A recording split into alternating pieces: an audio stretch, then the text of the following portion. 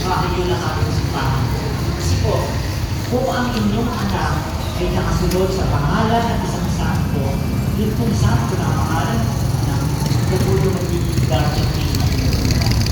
Mabongga.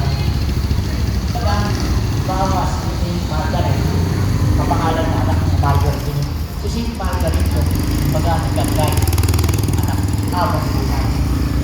Hindi po yung dahilan ng bahay, mumungkahin ang ating ng simbahan na isunod nyo sa mga santo at santa yung pangalan ng inyong mga anak.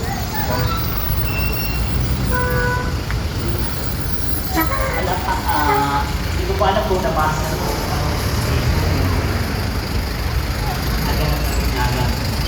pagbibigyan ka po sabi ng pati. Kailan ang pati? Nanay, mami. Sabi ng pati, mami, ano po pangalan ng anak ng babae na pagbibigyan? Sabi po ng nanay, cellphone. Sabi ng pati, bakit cellphone?